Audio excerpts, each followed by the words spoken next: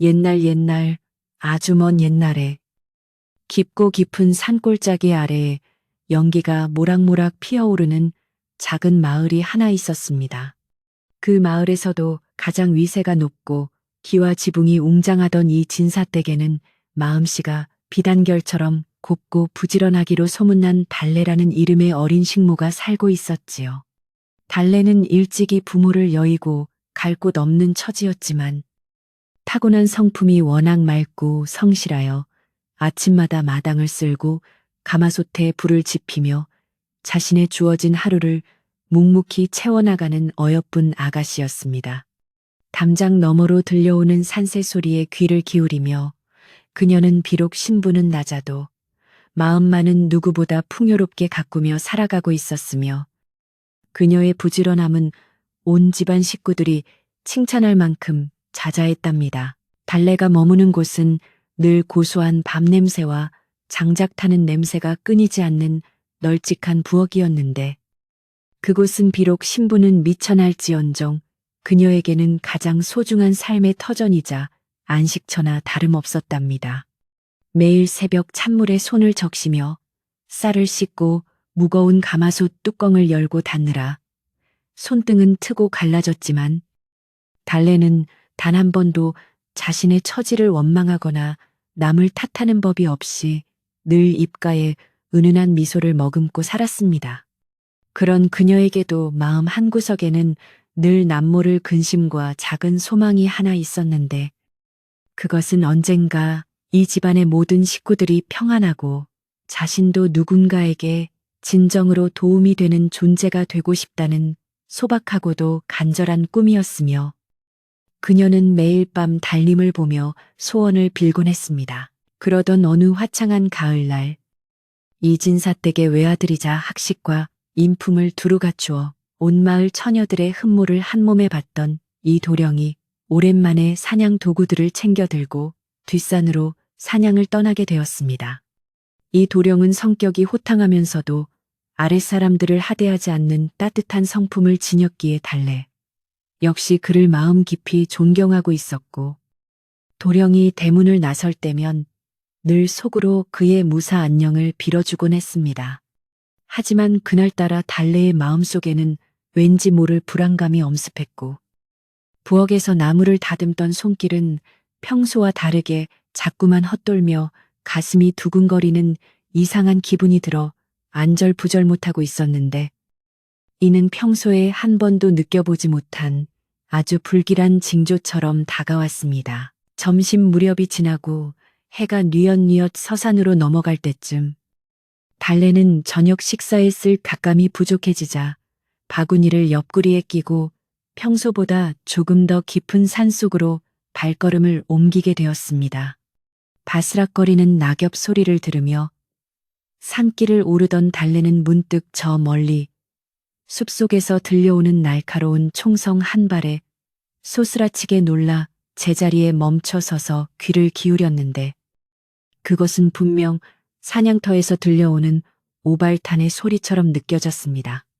가슴이 철렁 내려앉은 달래는 불길한 예감을 떨치지 못한 채 소리가 난 쪽으로 조심스럽게 다가갔고 그곳에서 차가운 땅바닥에 쓰러져 신음하고 있는 누군가를 발견하게 되었는데 그는 이미 의식을 잃어가는 위태로운 모습으로 숲의 정막 속에 누워 있었습니다. 가까이 다가가 확인한 달래는 그만 자리에 주저앉을 뻔했는데 피를 흘리며 정신을 잃고 누워있는 사람은 다름 아닌 오늘 아침 밝은 모습으로 인사를 건네며 사냥을 떠났던 이 도령이었기 때문입니다.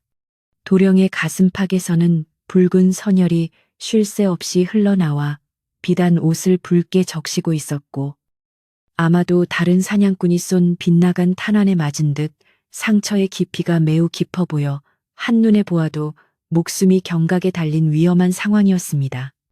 달래는 잠시 당황하여 어찌할 바를 몰랐으나 이내 정신을 가다듬고 자신의 앞치마를 찢어 도령의 상처 부위를 단단히 압박하며 지혈을 시도했고 떨리는 목소리로 도령을 불렀지만 그는 대답 없이 창백한 얼굴로 가쁜 숨만을 몰아쉴 뿐이었습니다. 주변에는 아무도 없었고 날은 점점 어두워져 가는데 이대로 도령을 혼자 두고 마을로 내려가 도움을 요청하기에는 시간이 너무 지체될 것 같아 달래는 큰 결심을 하고 도령을 자신의 등에 업기로 마음먹었습니다. 비록 몸집이 작고 연약한 식모의 몸이었지만 어디서 그런 괴력이 나왔는지 달래는 정신없이 도령의 팔을 자신의 어깨에 두르고 안간힘을 다해 일어섰고 무거운 도령의 체중이 온몸을 짓눌러 왔으나 오직 그를 살려야 한다는 일념 하나로 가파른 산비탈을 내려가기 시작했습니다. 발밑에 돌부리에 걸려 넘어지고 덩굴에 긁혀 온몸이 상처투성이가 되었음에도 불구하고 달래는 신음소리 한 번 내지 않은 채 이를 악물고 한 걸음씩 내디디며 어둠 속을 헤쳐 나갔습니다. 달래가 도착한 곳은 마을 사람들이 잘 다니지 않는 산기슭 구석에 버려진 작은 오두막이었는데 예전에 약초꾼들이 잠시 머물다 간 곳이라 내부에는 가마솥과 낡은 멍석이 깔려 있어 도령을 숨기고 치료하기에 적당한 장소였습니다.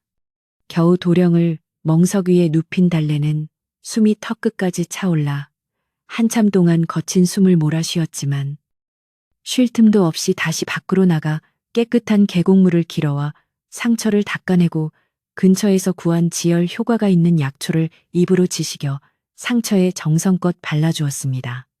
어둠이 짙게 깔린 오두막 안에서 달래는 작은 촛불 하나에 의지한 채 도령의 얼굴을 살피며 그가 다시 눈을 뜨기만을 간절히 기도하고 또 기도하며 밤을 지새웠습니다. 밤이 깊어지자 도령은 심한 고열에 시달리며 헛소리를 하기 시작했고 달래는 밤새도록 찬물에 적신 수건을 그의 이마에 올려 열을 내리려 애쓰며 잠시도 곁을 떠나지 않고 도령의 손을 꼭 쥐어주었습니다. 만약 누군가에게 이 사실이 들통난다면 천한 식모가 감히 귀한 도령을 마음대로 옮겼다는 죄로 큰 화를 당할 수도 있었지만 달래에게는 자신의 안위보다 눈앞에서 꺼져가는 소중한 생명을 지켜내는 것이 훨씬 더 중요하고 시급한 문제였습니다. 달래는 차가운 밤바람이 들어오는 오두막 문틈을 자신의 옷가지로 막으며 도령의 체온을 유지하기 위해 혼신의 힘을 다했고 그렇게 긴박하고도 고통스러운 첫날 밤이 차가운 숲속에서 서서히 지나가고 있었습니다. 새벽녘이 되어 이슬이 맺힐 무렵 이 도령의 거친 숨소리가 조금씩 잦아드는 것을 느낀 달래는 그제야 긴장이 풀려 도령의 머리맡에 앉아 잠시 눈을 붙였으나 꿈속에서도 도령을 구하는 악몽을 꾸며 자꾸만 깜짝 놀라 깨곤 했습니다. 날이 밝으면 도령의 실종 소식이 온 마을에 퍼질 것이고 자신 또한 식모의 본분을 다하지 않고 사라진 것에 대해 문책을 당할 것이 분명했기에 달래의 가슴은 천근만근 무거웠지만 기운을 차려야 한다는 생각에 오두막 주변에서 구한 산나물로 묽은 미음을 끓여 정성껏 준비했습니다. 도령이 조금이라도 의식을 차린다면 바로 먹일 수 있도록 정성을 다해 미음을 젓는 달래의 손길에는 지극한 정성과 함께 한 생명을 살리고자 하는 숭고한 사랑이 듬뿍 담겨 있었습니다. 아침 해가 떠오르자 예상대로 마을 저편에서 사람들의 다급한 외침과 징소리가 들려오기 시작했고 이진사 댁 식구들이 이 도령을 찾기 위해 산을 샅샅이 뒤지고 있다는 사실을 직감한 달래는 더욱 몸을 낮추고 숨을 죽였습니다. 지금 당장 도령을 모시고 나간다면 좋겠지만 도령의 상태가 너무 위중하여 조금만 움직여도 상처가 다시 터질까봐 두려웠고 또한 사냥터에서 오발탄을 쏜 범인이 누구인지 모르는 상황에서 성급히 나섰다가는 도령을 더 큰 위험에 빠뜨릴 수 있다는 생각이 들었기 때문입니다.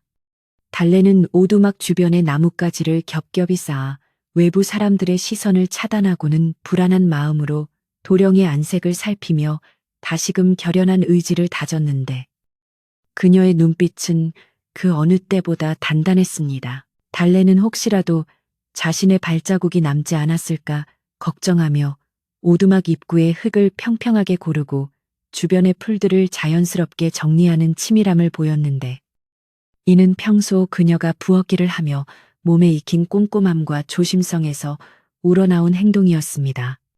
비록 배우지 못한 식모였으나 달래는 상황을 판단하는 지혜가 남달랐고 지금 이 순간만큼은 자신이 도령의 유일한 보호자라는 책임감을 느끼며 평소에 수줍음 많던 아가씨의 모습 대신 강인하고 단단한 여인의 모습을 보여주고 있었습니다.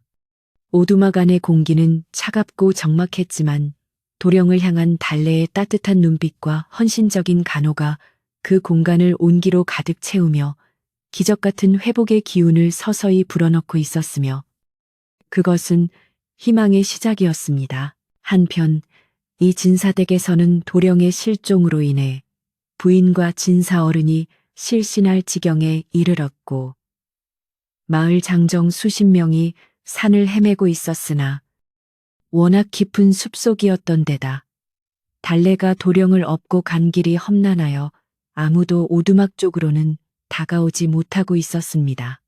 집안의 하인들도 평소 도령을 따르던 마음이 컸기에 눈물로 밤을 지새우며 산을 뒤졌지만 아무런 단서도 찾지 못한 채 헛걸음만 하고 돌아오기 일쑤였고 대궐 같은 집안은 어느새 무거운 침묵과 슬픔만이 감도는 처량한 신세가 되어버렸습니다. 이런 사정을 산밑 소리로 짐작하는 달래는 마음이 아팠지만 지금은 오로지 도령을 살려내는 것만이 부모님에 대한 효도를 돕는 길이라 믿으며 더욱 간호에 매진했고 그녀의 손길은 잠시도 쉬지 않았습니다. 오후가 되자 도령이 미세하게 손가락을 움직이며 낮은 신음소리를 냈고 달래는 기쁜 마음에 얼른 다가가 도령의 입술에 정제된 깨끗한 물을 적셔주었는데 도령은 갈증이 심했는지 몇 방울의 물을 받아 마시며 서서히 의식을 회복하려는 조짐을 보였습니다. 달래는 도령이 놀라지 않도록 조용한 목소리로 자신이 누구인지 그리고 이곳이 어디인지 차근차근 설명해 주려 했었지만 아직 도령은 눈을 제대로 뜨지 못한 채 다시 깊은 잠 속으로 빠져들기만 했습니다. 그래도 어제보다는 훨씬 안정된 도령의 숨소리에 달래는 안도의 한숨을 내쉬며 고단한 몸을 이끌고 다시 부엌대기 식모로서의 본분을 잊지 않기 위해 오두막 주변의 흔적을 지우고 땔감을 구하는 일을 계속해 나갔습니다. 달래는 도령을 살리기 위해 매일 밤마다 산속을 뒤져 영험하다고 알려진 약초들을 채취했는데 가시덤불에 찔려 발등이 피투성이가 되고 호랑이 울음소리에 가슴이 철렁 내려앉는 공포 속에서도 그녀의 발걸음은 결코 멈추지 않았습니다. 그렇게 구한 약초를 정성껏 달여 도령의 입에 흘려 넣어주고 남은 찌꺼기로는 상처 부위를 조심스럽게 닦아주니 며칠이 지나지 않아 검붉게 변했던 도령의 상처 부위에 새살이 돋아나기 시작했고 얼굴에도 혈색이 조금씩 돌아오며 죽음의 그림자가 서서히 걷히기 시작했습니다. 달래는 도령의 안색이 좋아질 때마다 마치 자신의 아픔이 씻겨 내려가는 듯한 환희를 느꼈고 그럴수록 자신이 하는 일이 결코 헛되지 않았음을 확신하며 더욱 정성을 다해 그를 보살폈습니다. 도령이 잠시 의식을 찾았을 때 달래는 그의 손을 잡고 도령님, 조금만 더 기운을 내십시오. 곧 집으로 돌아가실 수 있을 것입니다. 라며 간절한 응원의 말을 건넸는데 도령은 희미하게나마 고개를 끄덕이며 자신을 돌보는 손길이 얼마나 따뜻하고 정성스러운지를 온몸으로 느끼고 있는 듯했습니다. 달래의 목소리는 산새의 지저김처럼 맑고 고왔으며 그녀가 건네는 미음은 세상 그 어떤 진수성찬보다 달콤하고 힘이 되었으니 도령에게 달래는 어두운 숲속에서 만난 한 줄기 빛과도 같은 구원의 존재였을 것입니다. 신분의 차이는 엄격했지만 생사의 갈림길에서 두 사람의 마음은 보이지 않는 끈으로 단단히 연결되어 가고 있었으며 그것은 새로운 운명이 싹트는 순간이기도 했습니다. 시간이 흐르며 달래는 부엌대기 식모로서 마을 사람들 눈을 피해 산을 오르내리는 요령을 터득하게 되었는데 그녀는 늘 나무를 하러 가거나 나무를 캐러 간다는 핑계로 지게 식재료와 이불 등을 숨겨 오두막으로 부지런히 날랐습니다. 마을 사람들은 그저 달래가 집안 어른들의 상심을 덜어드리기 위해 더 열심히 일하는 줄로만 알고 기특하게 여겼지만 사실 달래는 매 순간 심장이 닿을 듯한 긴장감 속에서 도령을 지키기 위한 위험한 이중 생활을 이어가고 있었던 것입니다. 달래의 옷차림은 갈수록 남루해지고 얼굴은 수척해졌지만 그녀의 눈망울만큼은 보석처럼 빛났으니 그것은 한 사람의 소중한 생명을 책임지고 있다는 숭고한 사명감에서 나오는 아주 신비롭고도 아름다운 빛이었습니다. 어느 날 밤은 갑자기 폭우가 쏟아져 오두막 지붕에서 비가 새기 시작했고 달래는 도령의 상처에 물이 닿을까봐 자신의 겉옷을 벗어 지붕 틈을 막고 밤새도록 도령의 곁을 지키며 비바람을 온몸으로 받아내기도 했습니다. 추위에 떨면서도 달래는 도령이 감기에 걸리지 않도록 자신의 품에 그의 손을 꼭 넣고 온기를 전해주었으며 차가운 빗물이 바닥으로 흐르지 않게 바구니로 물을 받아내며 뜬 눈으로 밤을 지새웠던 것입니다. 아침이 되어 비가 그치고 햇살이 비치자 흠뻑 젖은 달래의 모습은 처량하기 그지없었으나 다행히 도령은 아무 일 없었다는 듯 평온하게 잠들어 있는 것을 보고 달래는 오히려 하늘에 감사하며 젖은 옷을 햇볕에 말리며 밝고 환한 웃음을 지어 보였습니다. 달래의 부지런함과 헌신 덕분에 오두막 안은 비록 낡았지만 언제나 정갈하고 아늑한 분위기를 유지했고 도령은 가끔 깨어날 때마다 자신을 지키고 있는 달래의 뒷모습을 바라보며 말로 표현할 수 없는 깊은 감동과 고마움을 느끼게 되었습니다. 그는 자신이 왜 이곳에 있는지 그리고 자신을 쏜 범인이 누구인지 궁금했지만 지금 이 순간 자신을 위해 목숨을 걸고 헌신하는 이름 모를 소녀의 존재 자체가 그에게는 가장 큰 위안이자 다시 살아야 할 이유가 되었던 것입니다. 도령은 속으로 다짐하기를 만약 자신이 다시 살아나 마을로 돌아간다면 반드시 이 은혜를 잊지 않고 갚으리라 생각하며 달래가 건네는 쓴 약을 한 방울도 남기지 않고 꿋꿋하게 받아 마시며 회복에 전념했습니다. 하지만 달래의 마음 한구석에는 여전히 해결되지 않은 커다란 두려움이 자리 잡고 있었으니 그것은 이 도령을 쏜 오발탄이 단순한 실수가 아니라 누군가의 계획적인 범행일지도 모른다는 의심 때문이었습니다. 만약 범인이 아직 산속을 배회하며 도령의 생사를 확인하려 한다면 자신과 도령 모두가 위험해질 수 있다는 생각에 달래는 잠시도 경계의 끈을 늦출 수 없었고 주변에서 바스락거리는 소리만 들려도 가슴을 졸여야 했습니다. 이러한 긴장감은 달래를 더욱 영리하고 기민하게 만들었으며 그녀는 오두막 근처에 함정을 파거나 소리가 나는 장치를 설치하는 등 나름대로의 방책을 세워 도령을 보호하기 위한 준비를 철저히 해나갔으며 이는 그녀의 또 다른 재능이었습니다.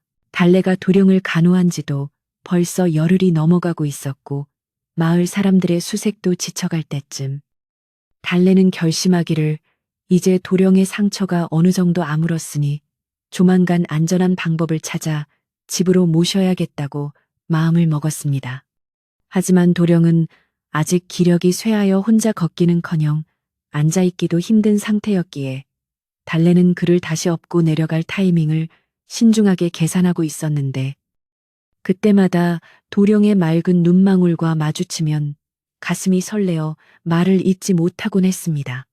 신분이라는 거대한 벽 앞에 서 있는 천한 식모였지만 생명을 구하는 과정에서 싹튼 인간적인 연민과 애정은 그 어떤 신분제도보다 강력하고 아름답게 두 사람 사이를 따뜻하게 감싸 안고 있었던 것이지요. 하루는 달래가 나무를 캐는 척하며 이 진사댁 근처를 살피러 갔다가 집안 분위기가 평소와 달리 묘하게 돌아가는 것을 목격하게 되었는데 평소 도령과 사이가 좋지 않던 먼 친척 숙부가 주인 행세를 하며 집안을 휘젓고 다니는 모습이었습니다.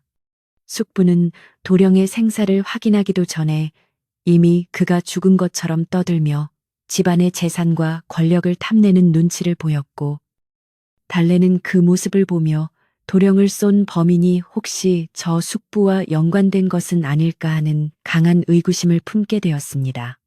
만약 그렇다면 지금 당장 도령을 집으로 데려가는 것은 오히려 호랑이 굴로 들어가는 격이 될 수 있었기에 달래는 발길을 돌려 오두막으로 향하며 새로운 계획을 아주 신중하게 세워야만 했습니다. 달래는 오두막으로 돌아오는 길에 이름 모를 들꽃 몇 송이를 꺾어 도령의 머리맡에 놓아주며 자신의 결심을 굳건히 다졌는데 그녀는 이제 단순히 도령의 생명을 구하는 것을 넘어 그가 자신의 자리를 되찾을 수 있도록 도와야 한다는 사명감을 갖게 된 것입니다. 식모라는 신분으로는 도저히 감당하기 힘든 커다란 일이었지만 달래는 조금도 두렵지 않았고 도령의 상처를 정성스럽게 닦아주며 도령님, 세상이 아무리 험해도 제가 끝까지 지켜드릴 테니 걱정하지 마십시오. 라고 나지막이 속삭였습니다. 그 목소리에는 천한 신분의 비굴함 대신 당당하고 고귀한 영혼의 울림이 담겨 있었고 도령은 비몽사몽간에도 그 진심 어린 맹세를 들으며 깊은 신뢰와 안도감을 느끼며 다시 깊은 잠이 들었습니다. 어느덧 산 너머로 노을이 붉게 물들고 어둠이 다시금 오두막을 찾아오자 달래는 정성껏 준비한 죽을 도령에게 먹이며 내일부터는 더 철저히 몸을 숨겨야겠다고 생각했습니다. 이 도령은 이제 달래의 부축을 받아 잠시 몸을 일으킬 수 있을 정도로 호전되었고 두 사람은 말 한마디 나누지 않아도 서로의 눈빛을 통해 수만 가지 이야기를 주고받으며 긴 밤을 견뎌냈습니다. 숲속의 짐승들이 우짖는 소리가 들려오고 바람이 나뭇가지를 흔드는 소란스러운 밤이었지만 오두막 앞만큼은 달래의 헌신적인 사랑과 정성 덕분에 그 어느 곳보다 평온하고 따뜻한 안식처가 되어주고 있었습니다. 달래는 도령의 이불을 매만져주며 자신에게 주어진 이 운명 같은 시련을 끝까지 이겨내리라 다짐하며 길고도 짧은 하루를 마무리했습니다. 이 도령이 사라진 지 며칠이 지나자 온 마을은 마치 벌집을 쑤셔 놓은 듯 소란스러워졌고 사람들은 저마다 한마디씩 보태며 흉흉한 소문을 실어 나르기 시작했습니다. 이 진사댁의 대문은 굳게 닫힌 채 슬픔이 가득했지만 그 틈을 타서 집안의 권세를 가로채려는 그림자가 서서히 들이우고 있었으니 바로 도령의 먼 친척인 박서방이었습니다. 그는 평소에도 도령의 영특함을 시기하며 재산을 탐내던 인물이었는데 도령이 실종되자마자 기다렸다는 듯이 집안에 들어와 주인 행세를 하며 하인들을 윽박지르고 모든 일을 제멋대로 처리하기 시작하여 집안 분위기는 삽시간에 얼음장처럼 차갑게 식어버렸습니다. 박서방은 눈매가 날카롭고 욕심이 가득한 인상이었는데 그는 도령이 죽었을 것이라 단정짓고는 마을 사람들에게 도령이 산짐승에게 당했거나 절벽 아래로 떨어졌을 것이라는 근거 없는 소문을 퍼뜨리며 인심을 어지럽혔습니다. 그는 하인들을 불러 모아놓고 이제 이 집안의 주인은 나이니 내 말에 토를 다는 자는 가만두지 않겠다며 으름장을 놓았고 진사 어른과 부인이 상심하여 누워 계신 틈을 타 집안에 열쇠와 장부를 하나둘씩 자신의 손안으로 가져오는 파렴치한 행동을 서슴지 않았습니다. 마을 사람들은 그의 오만한 태도에 혀를 찼지만 누구 하나 나서서 그를 제지할 수 없었기에 집안의 공기는 날로 무겁고 어두워져만 갔습니다. 달래는 낮이면 부엌에서 다른 사람들의 눈을 피해 일을 하느라 몹시 고단했지만 밤이면 몰래 산으로 올라가 도령을 돌봐야 했기에 그녀의 눈밑은 검게 타들어가고 몸은 종이장처럼 야위어 갔습니다. 박서방은 그런 달래의 행동이 수상쩍다고 느꼈는지 부엌을 오갈 때마다 그녀를 매서운 눈초리로 훑어보며 너는 요즘 왜 그렇게 정신을 빼놓고 다니느냐? 혹시 도령의 실종과 무슨 상관이라도 있는 것이냐며 끈질기게 질문을 던져 달래의 가슴을 철렁하게 만들었습니다. 달래는 그때마다 고개를 숙이고 그저 도령님이 걱정되어 잠을 설치는 것뿐입니다. 라고 대답하며 위기를 모면했지만 박서방의 의심은 좀처럼 가라앉지 않고 오히려 독사처럼 그녀의 주변을 맴돌았습니다. 마을의 유일한 식수원인 우물가에서는 아침마다 아낙네들이 모여 도령의 실종에 대해 저마다의 추측을 쏟아냈는데 어떤 이는 산신령이 노해서 도령을 데려갔다고도 하고 어떤 이는 누군가 원한을 품고 해친 것이 분명하다며 수군거렸습니다. 달래가 물을 기르러 우물가에 나타나면 사람들은 일제히 입을 다물고 그녀의 눈치를 살피곤 했는데 이는 달래가 평소 도령의 심부름을 자주 하던 아이였기에 무언가 알고 있을지도 모른다는 의심 섞인 호기심 때문이었습니다. 달래는 그런 시선들이 바늘처럼 몸에 박히는 것 같아 서둘러 물통을 채워 자리를 피하곤 했으며 마을 사람들의 무성한 소문은 달래의 마음을 더욱 무겁고 고통스럽게 짓누르고 있었습니다. 이 진사댁에서 수십 년 동안 마당쇠로 일해온 김노인은 눈치가 빠르고 인정이 많은 분이었는데 그는 달래가 매일 밤 몰래 집을 나갔다가 새벽녘에 흑투성이가 되어 돌아오는 것을 이미 눈치채고 있었습니다. 김노인은 어느 날 밤 달래가 부엌 뒤편에서 보찜을 챙겨 산으로 가려는 찰나 그녀의 팔을 붙잡고 어두운 그늘로 끌어당기며 얘야, 네가 지금 무슨 위험한 일을 하고 있는지 나는 대충 짐작이 간다만 박서방이 너를 주시하고 있으니 제발 몸조심하거라라고 나지막이 경고했습니다. 달래는 깜짝 놀라 뒷걸음질 쳤으나 김노인의 눈빛 속에 담긴 진심 어린 걱정을 읽고는 그저 눈물만을 뚝뚝 흘리며 아무 말도 하지 못했습니다. 김노인은 달래의 어깨를 토닥여주며 다시 한번 당부하기를 지금 박서방은 도령님이 돌아오지 않기를 누구보다 바라고 있는 사람이니 만약 네가 도령님을 숨기고 있다면 그것이 탈로 나는 날에는 내 목숨도 보장할 수 없다며 아주 엄중하게 말했습니다. 그는 또한 지금은 누구도 믿어서는 안 되며 특히 마을 사람들에게 조금이라도 단서를 주어서는 안 되니 평소보다 더 부지런히 일하고 더 밝게 웃으며 의심의 싹을 잘라내야 한다는 현명한 조언을 건넸습니다.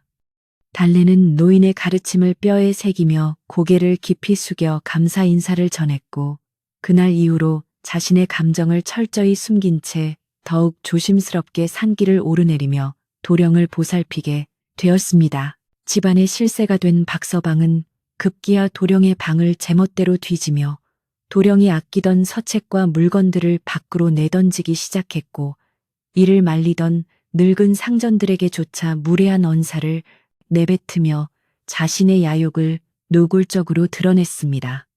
그는 하인들에게 명하여 도령이 사냥을 나갔던 산의 반대편만을 집중적으로 수색하게 하여 시간을 낭비하게 만들었고 혹시라도 도령이 살아 돌아올까봐 전전긍긍하며 뒤로는 몰래 자객을 고용해 산속을 비밀리에 뒤지게 했다는 소문까지 돌았습니다.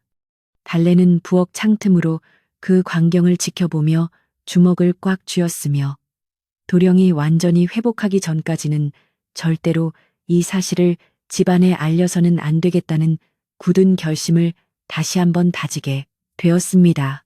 박서방의 의심은 날로 깊어져 어느 날은 달래의 거처인 작은 방까지 직접 들어와 샅샅이 뒤지는 만행을 저질렀는데 다행히 달래가 도령을 위해 준비했던 약초와 미음들을 항아리 밑바닥에 잘 숨겨둔 덕분에 들키지는 않았습니다. 박서방은 아무것도 찾아내지 못하자 씩씩거리며 방을 나가면서도 내 반드시 내년에 꼬리를 잡고야 말 테니 어디 끝까지 가보자며 가시돋친 말을 내뱉었고 달래는 그가 나간 뒤 문을 걸어 잠그고 가슴을 쓸어내리며 한참 동안이나 공포에 떨어야 했습니다. 이런 위협 속에서도 달래를 지탱해 준 것은 오로지 오두막에서 자신을 기다리고 있을 도령의 선한 눈망울과 그를 살려야 한다는 숭고한 책임감뿐이었으며 그녀는 더욱 강해져야만 했습니다. 한편 오두막의 도령은 이제 부축을 받으면 조금씩 걸을 수 있을 정도로 기력을 회복했지만 달래로부터 집안의 상황이 심상치 않다는 이야기를 듣고는 깊은 근심에 빠져들게 되었습니다. 그는 자신의 목숨을 노린 오발탄의 주인이 아마도 박서방일 것이라는 확신을 갖게 되었고, 지금 성급히 돌아갔다가는 자신뿐만 아니라 자신을 구해준 달래마저 위험에 처할 수 있음을 깨달았습니다. 도령은 달래의 손을 꼭 잡으며 너의 은혜는 죽어서도 잊지 못할 것이니 조금만 더 참아다오. 내가 반드시 기운을 차려 저 악한 무리들을 징치하고 너를 평민의 신분에서 해방시켜 주겠다고 약속하며 그녀를 위로해 주었습니다. 달래는 도령의 따뜻한 말 한마디에 그간의 고생이 눈 녹듯 사라지는 것을 느꼈지만 신분의 차이가 엄격한 세상에서 그런 약속이 이루어지기란 쉽지 않다는 것을 누구보다 잘 알고 있었기에 그저 희미한 미소로 대답할 뿐이었습니다. 그녀는 도령에게 도령님, 저는 그저 도령님이 무사히 집으로 돌아가시는 것만이 유일한 소망이니 다른 생각은 하지 마시고 오로지 쾌차하시는 데만 마음을 쓰십시오라고 말하며 다시 상처를 살펴주었습니다. 도령은 그런 달래의 겸손하고 깊은 속내에 다시 한번 감동하였고 두 사람은 어두운 오두막 안에서 서로의 존재를 등불 삼아 다가올 운명의 폭풍우를 견뎌낼 준비를 차근차근 해나가고 있었습니다. 마을에는 어느덧 첫서리가 내리기 시작했고 날씨가 추워지자 달래는 도령의 건강이 다시 악화될까봐 걱정이 태산 같았는데 박서방의 감시가 심해져 따뜻한 옷가지나 이불을 옮기기가 점점 더 어려워지고 있었습니다. 달래는 꾀를 내어 낡은 옷가지들을 누더기처럼 기워 마치 쓰레기를 버리는 것처럼 위장하여 산으로 가져갔고 밤마다 오두막 바닥에 낙엽을 두껍게 깔아 냉기를 막으려 애썼습니다. 그녀의 손가락은 추위와 고된 일로 인해 퉁퉁 붓고 진물이 났지만 도령의 잠자리를 정돈하는 손길만큼은 언제나 부드럽고 섬세했으니 이는 세상 그 어떤 명의의 약보다도 도령의 몸과 마음을 빠르게 치유하는 원동력이 되었습니다. 어느 날 오후 달래가 부엌에서 설거지를 하고 있는데 박서방이 갑자기 다가와 달래의 치맛자락 끝에 묻은 붉은 흙을 가리키며 이 흙은 저 뒷산 깊은 골짜기에만 있는 붉은 찰흙이 아니냐. 네가 왜 그곳에 다녀온 것이냐며 매섭게 몰아세웠습니다. 달래는 순간 머릿속이 하얘졌으나 침착하게 대처하기 위해 그곳에 도령님이 평소 좋아하시던 희귀한 나물이 난다는 말을 듣고 혹시나 하는 마음에 찾아 헤매다 묻은 것입니다라고 둘러대며 위기를 모면했습니다. 박서방은 의심스러운 눈초리를 거두지 않았지만 일단은 물러갔고 달래는 자신의 작은 실수 하나가 얼마나 큰 화를 불러올 수 있는지 다시금 깨닫고는 매사에 더욱 치밀해지기로 다짐했습니다. 김노인은 달래가 겪는 이런 위태로운 상황을 멀리서 지켜보며 때때로 박서방의 동태를 미리 살피어 달래에게 귀띔해 주었는데 오늘은 박서방이 사냥꾼들을 불러 술판을 벌일 예정이니 그 틈을 타서 산에 다녀오거라라며 비밀스러운 길을 터주기도 했습니다. 김노인의 도움 덕분에 달래는 몇 차례의 큰 고비를 넘길 수 있었고 그는 달래에게 너의 그 올곧은 마음이 결국 하늘을 감동시킬 것이니 절대 포기하지 말라는 따뜻한 격려를 잊지 않았습니다.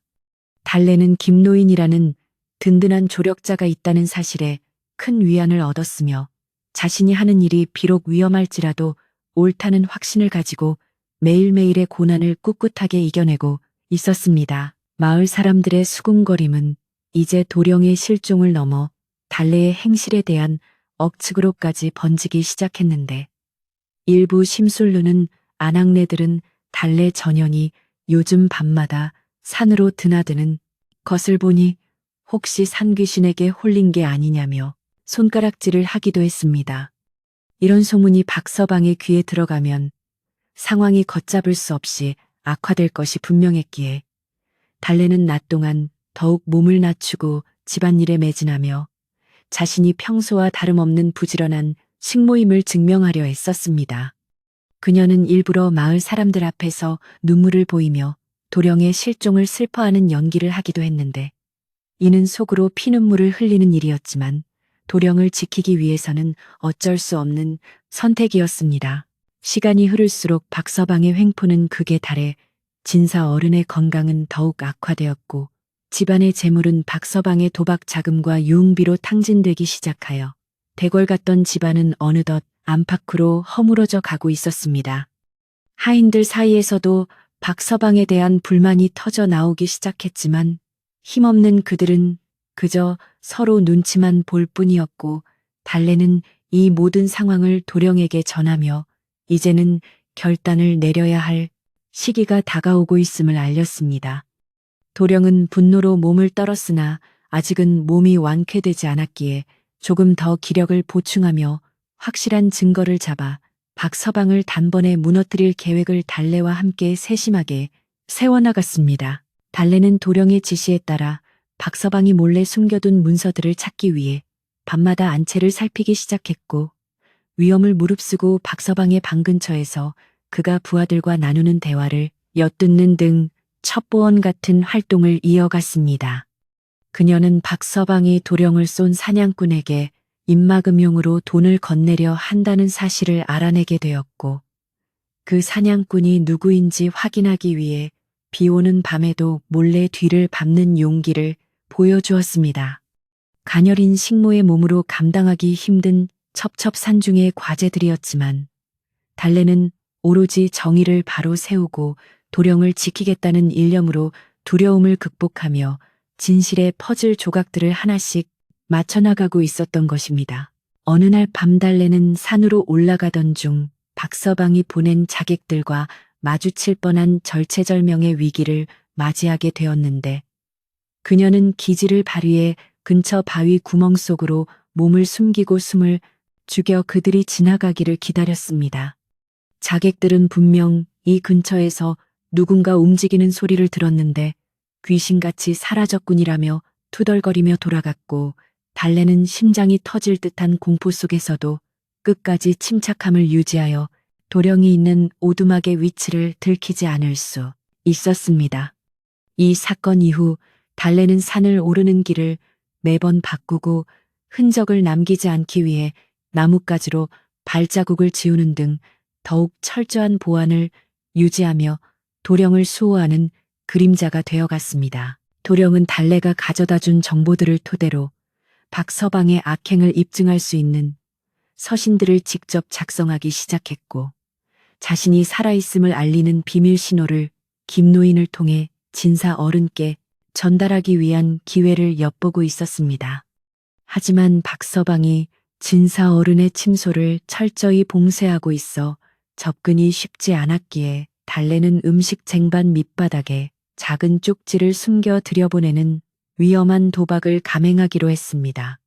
만약 박서방에게 들킨다면 그 자리에서 목숨을 잃을 수도 있는 일이었지만 달래는 주저하지 않았고 자신의 운명을 하늘에 맡긴 채 떨리는 손으로 음식상을 들고 진사 어른의 방으로 향하게 되었습니다. 다행히 박서방이 잠시 자리를 비운 사이 달래는 진사 어른께 미움을 대접하며 눈짓으로 쪽지의 존재를 알렸고 진사 어른은 아들의 필체를 확인하고는 기쁨의 눈물을 삼키며 달래의 손을 꼭 쥐어주어 말없는 신뢰를 보냈습니다. 이로써 집안 내부에서도 도령의 생존을 아는 조력자가 생기게 되었고 달래는 한결 가벼운 마음으로 다시 오두막으로 향할 수 있었으며 이제 진실이 밝혀질 날이 머지않았음을 직감하게 되었습니다. 하지만 박서방 역시 무언가 분위기가 달라졌음을 감지하고는 더욱 살벌한 감시체제를 가동하기 시작하여 집안에는 폭풍 전야와 같은 무거운 긴장감이 감돌기 시작했고 달래의 행보 하나하나가 날카로운 칼날 위를 걷는 것처럼 위태로워졌습니다. 박서방은 마을 사람들을 선동하여 이 집안에 부정타는 일이 생겨 도령이 사라진 것이니 무당을 불러 구슬하고 식모인 달래를 제물로 바쳐 산신령의 노여움을 풀어야 한다는 해괴망측한 주장을 펼치기 시작했습니다. 이는 달래를 제거하여 도령의 흔적을 완전히 없애려는 박서방의 간악한 계략이었으며 마을 사람들은 그의 꼬임에 넘어가 달래를 향해 돌을 던지거나 욕설을 퍼붓는 지경에 이르렀습니다. 달래는 억울하고 무서웠지만 도령을 위해 끝까지 입을 다물고 견뎠으며 오히려 자신을 희생해서라도 도령을 살릴 수 있다면 기꺼이 받아들이겠다는 숭고한 결의를 보이며 서방의 탄압에 맞서 묵묵히 자신의 자리를 지켰습니다. 김노인은 이런 달래의 모습을 보며 네가 참으로 장하구나. 하지만 이제 때가 되었으니 조심스럽게 마지막 준비를 서둘러야겠다며 달래에게 도령을 모시고 올 시기를 논의하기 시작했습니다. 도령도 이제는 상처가 거의 아물어 혼자서도 어느 정도 걸을 수 있게 되었고 그는 달래에게 내일 밤 마을 사람들이 모두 잠든 틈을 타 나를 집으로 인도해다오. 그곳에서 모든 진실을 밝히고 너의 억울함도 풀어주겠다고 단호하게 말했습니다. 달래는 마지막 밤을 오두막에서 도령과 함께 보내며 다가올 내일의 큰 대결을 앞두고 두려움과 설렘이 교차하는 복잡한 심경으로 밤하늘의 별을 바라보며 간절한 기도를 올리고 또 올렸습니다. 달래는 오두막 구석구석을 깨끗이 청소하며 그간 도령과 함께했던 고단하지만 아름다웠던 시간들을 정리했고 도령에게 입힐 정갈한 옷을 미리 준비해두는 세심함을 잊지 않았습니다. 그녀는 문득 자신의 거친 손을 내려다보며 식모로서 살아온 지난 세월이 주마등처럼 스쳐 지나갔지만 이제는 한 사람의 생명을 구한 당당한 인간으로서 도령 앞에 서게 될 순간을 떠올리며 가슴 벅찬 감동을 느꼈습니다. 어둠이 짙게 깔린 산속에서 달래와 도령은 서로의 존재가 얼마나 소중한지를 다시금 확인하며 운명의 아침을 기다렸고 숲속의 바람조차 그들의 비장한 각오를 응원하는 듯 고요하게 숨을 죽이고 있는 듯 했습니다. 마지막으로 달래는 도령의 상처 부위를 다시 한번 정성스럽게 갈아 끼워주며 도령님, 내일 무슨 일이 있어도 제가 도령님 곁을 지킬 것이니 부디 용기를 잃지 마십시오라고 말했고 도령은 그녀의 이마에 맺힌 땀방울을 닦아주며 말없이 고개를 끄덕였습니다. 박서방의 음모와 마을 사람들의 오해 그리고 신분의 벽이라는 거대한 파도가 몰아치고 있었지만 달래의 순수한 진심과 헌신적인 사랑은 그 모든 것을 이겨낼 수 있는 가장 강력한 방패가 되어주고 있었습니다. 그렇게 두 사람은 긴장을 늦추지 않은 채 마지막 밤을 지새웠고 저 멀리 새벽닭이 우는 소리가 들려오기 시작하자 달래는 결연한 표정으로 도령을 부축해 오두막 문을 열고 세상 밖으로 첫 발을 내디뎠습니다. 새벽 안개가 산허리를 감싸 안고 소리 없이 흐르던 이른 아침. 오두막 안의 공기는 결연한 의지로 가득 찼습니다.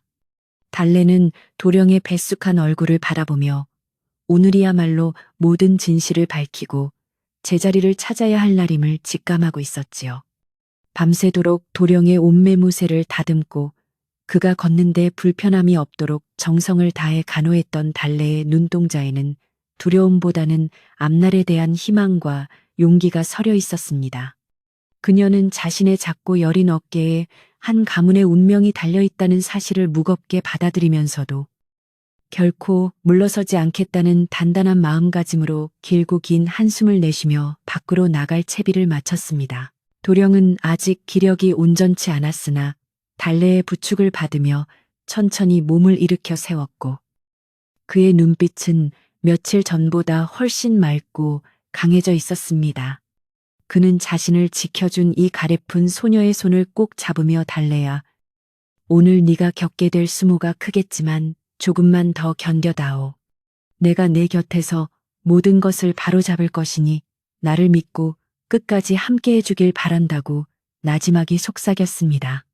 달래는 도령의 진심 어린 당부에 가볍게 고개를 끄덕이며 비록 자신은 천한 신분일지라도 사람의 목숨을 구하고 정의를 세우는 일에 신분의 귀천은 없다는 사실을 마음속 깊이 되새기며 비장한 각오를 다졌습니다. 같은 시각 이 진사댁에서는 박서방이 주도하는 기괴한 의식이 준비되고 있었는데 그는 마을 사람들을 현혹하기 위해 용하다는 무당을 불러들여 마당 한가운데에 커다란 구판을 벌이고 있었습니다. 박서방은 도령의 실종을 달래의 탓으로 돌리기 위해 이 집안에 숨어든 여우가 도령의 기운을 빨아먹고 그를 해쳤으니 오늘 그 여우의 정체를 밝혀내어 마을의 평화를 되찾아야 한다고 소리 높여 외쳤습니다. 마을 사람들은 무당의 방울소리와 북소리에 홀린 듯 박서방의 말을 믿기 시작했고 달래를 향한 차가운 시선은 어느새 살기 어린 증오로 변해가며 집안 전체를 무거운 공포로 몰아넣었습니다. 달래는 산을 내려오며 마을에서 들려오는 요란한 소리를 듣고 가슴이 두근거렸으나 도령이 다치지 않게 조심스럽게 발걸음을 옮기며 박서방이 쳐놓은 덫이 무엇인지 예의주시했습니다. 그녀는 도령을 마을 어귀의 안전한 덤불 속에 잠시 머물게 한 뒤 혼자 먼저 집으로 들어가 상황을 살피고 적절한 시기에 도령을 불러오기로 계획을 세웠습니다. 도령은 걱정스러운 눈빛으로 달래를 바라보았지만 그녀의 단호한 태도에 수긍하며 절대로 무리하지 말고 위험하면 즉시 나를 부르거라고 신신당부했고 달래는 그런 도령을 뒤로 한 채 폭풍의 눈 속으로 걸어 들어갔습니다. 집 안으로 들어선 달래를 맞이한 것은 박서방의 조롱 섞인 웃음과 무당의 서슬퍼런 칼춤이었는데 박서방은 기다렸다는 듯 달래의 앞길을 가로막으며 이 요망한 년이 어디를 갔다가 이제야 나타나는 것이냐. 네가 도령님을 숨긴 곳을 대지 않으면 오늘 이 자리에서 네 목숨을 거두겠다고 협박했습니다. 마을 사람들도 달래를 애워싸고 도령님을 어디에 버렸느냐. 어서 사실대로 말해라며 고함을 질러댔으나 달래는 한치의 흐트러짐도 없이 똑바로 서서 그들의 눈을 응시하며 저는 도령님을 해친 적이 없으며 오직 진실만을 말할 준비가 되어 있습니다라고 당당하게 맞섰습니다. 무당은 달래의 주변을 돌며 방울을 흔들고 네 몸 안에 숨어있는 악한 기운이 느껴진다. 어서 본색을 드러내어라며 부적을 태운 물을 달래의 얼굴에 뿌리는 등 온갖 모욕을 주었습니다. 하지만 달래는 그 축축하고 기분 나쁜 물방울조차 자신의 진실을 씻어내지 못할 것임을 알았기에 눈을 질끈 감고 속으로 도령의 무사함만을 빌었습니다. 김노인은 구석에서 이 광경을 지켜보며 안타까운 마음에 주먹을 쥐었지만 아직은 나설 때가 아님을 알고 달래에게 눈짓으로 조금만 더 버티라는 신호를 보내며 주위 사람들의 동태를 살피는데 집중했습니다. 박서방은 달래가 끝까지 입을 열지 않자 더욱 독이 올라 전연의 방을 다시 뒤져라. 분명 도령님을 해친 증거나 훔친 재물이 나올 것이다라고 소리쳤고 그의 수하들이 달래의 작은 방으로 달려가 가재도구를 마당으로 내던지기 시작했습니다. 그들은 달래가 도령을 치료하기 위해 남겨두었던 약초 찌꺼기와 피 묻은 천 조각들을 찾아내어 박서방에게 가져왔고 박서방은 그것을 높이 들어 올리며 보아라. 이것이 바로 전연이 도령님을 해쳤다는 명백한 증거다. 도령님의 피가 묻은 이 천을 보고도 아니라고 발뺌할 셈이냐며 마을 사람들을 선동했습니다. 마을 사람들은 핏자국이 선명한 천조각을 보자 경악을 금치 못했고 달래를 당장 처단해야 한다며 험악한 분위기를 조성하기 시작했는데 이는 박서방이 치밀하게 계산한 연출이었습니다. 달래는 그 천조각이 도령의 상처를 닦아냈던 소중한 헌신의 흔적임을 알았지만 지금 이 상황에서 그것을 설명해봤자 아무도 믿어주지 않을 것임을 직감하고 잠시 침묵을 지켰습니다. 그녀는 오히려 박서방의 눈을 꿰뚫어 보듯 바라보며 그 피가 누구의 피인지는 제가 가장 잘 알지만 그 피를 흘리게 만든 장본인이 누구인지 또한 저는 잘 알고 있습니다. 라고 뼈있는 말을 던졌습니다. 박서방은 순간 가슴이 뜨끔했으나 짐짓 태연한 척하며 네가 이제는 미쳐서 헛소리를 하는구나. 사냥터에서 도령님이 사라진 날 네가 그 근처를 배회하는 것을 본 사람이 있다며 또 다른 거짓 증인을 내세웠습니다. 그 증인은 박서방에게 돈을 받은 마을 청년이었는데 그는 달래가 도령을 밀쳐서 낭떠러지로 떨어뜨리는 것을 보았다고 거짓 증언을 늘어놓아 분위기를 더욱 험악하게 만들었습니다. 달래는 세상의 부조리함에 눈물이 났지만 여기서 무너지면 도령의 명예와 자신의 목숨을 모두 잃게 된다는 생각에 입술을 깨물며 버텼고 진실의 빛이 어둠을 뚫고 나올 순간만을 기다렸습니다. 이때 박서방이 고용한 사냥꾼 중 한 명이 술에 취해 무리 속에서 비틀거리며 나타났는데 그는 박서방이 약속한 돈을 제대로 주지 않자 불만을 품고 있던 터였습니다. 그는 무당의 굿소리가 시끄럽다며 소리를 지르더니 달래를 가리키며 저 계집애가 도령을 구한 게 맞다. 내가 그날 숲속에서 저 애가 도령을 업고 가는 걸 봤거든이라고 엉뚱한 발언을 내뱉어 순식간에 마당은 정적에 휩싸였습니다. 박서방은 당황하여 그 사냥꾼의 입을 막으려 했으나 술기운에 용기가 생긴 사냥꾼은 아니, 네가 도령을 쏘라고 시켜놓고 왜 이제 와서 딴소리냐며 박서방의 치부를 건드렸습니다. 사람들은 술 취한 사냥꾼의 말에 반신반의하면서도 박서방의 급격히 변한 안색을 보고 무언가 이상함을 느끼기 시작했고 달래는 이 기회를 놓치지 않고 큰 소리로 외쳤습니다. 마을 분들, 들으셨습니까? 저 사냥꾼의 말이 사실입니다. 도령님은 누군가의 사주를 받은 총탄에 맞으셨고 저는 쓰러진 도령님을 발견하여 지금까지 정성껏 보살펴 왔습니다. 달래의 목소리는 떨림이 없었고 진실의 힘이 담겨 있어 사람들의 마음을 흔들어 놓기에 충분했으며 박서방은 자신의 계획이 틀어지자 미친 듯이 칼을 휘두르며 사냥꾼과 달래를 위협하기 시작했습니다. 박서방은 저놈은 미친놈이고 저녀는 요물이다. 당장 저 둘을 묶어라 라고 악을 썼지만 마을 사람들은 이제 서로의 얼굴을 번갈아 보며 누구의 말이 옳은지 혼란에 빠졌습니다. 김노인은 이때를 놓치지 않고 마당 한가운데로 걸어 나와 진실을 밝히기 위해서는 도령님이 직접 나타나셔야 한다. 달래야 도령님은 지금 어디 계시느냐 라고 물으며 달래에게 신호를 보냈습니다. 달래는 눈물을 닦으며 대문 쪽을 가리켰고 그 순간 닫혀있던 대문이 천천히 열리며 하얀 소복을 입은 듯 창백하지만 위험 있는 모습의 이 도령이 한 걸음씩 마당으로 들어섰습니다. 도령의 등장은 그야말로 기적과도 같았는데 죽은 줄로만 알았던 도령이 살아 돌아오자 무당은 기겁하여 도망쳤고 박서방은 손에 든 칼을 떨어뜨리며 자리에 주저앉았습니다. 마을 사람들은 일제히 엎드려 도령의 무사 귀환을 환영하며 용서를 구했고 도령은 천천히 박서방 앞으로 다가와 그를 내려다보며 차가운 목소리로 꾸짖었습니다. 숙부님, 재물에 눈이 멀어 혈육을 해치려 하셨습니까? 그리고 당신의 죄를 덮기 위해 이 죄 없는 아이를 제물로 바치려 하셨단 말입니까?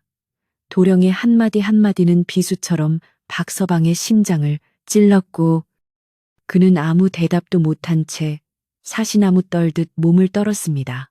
도령은 이어 마을 사람들을 향해 여기에 있는 달래는 나를 죽음의 문턱에서 구해낸 나의 생명의 은인이다. 그녀가 없었다면 나는 저 차가운 산속에서 짐승의 밥이 되었을 것이고 이 집안의 명예 또한 박서방의 손에 더럽혀졌을 것이다라고 선포했습니다. 사람들은 달래를 향한 자신들의 잘못된 행동을 뉘우치며 고개를 숙였고 달래는 그제야 긴장이 풀려 도령의 발치에 쓰러지듯 앉아 참았던 울음을 터뜨렸습니다.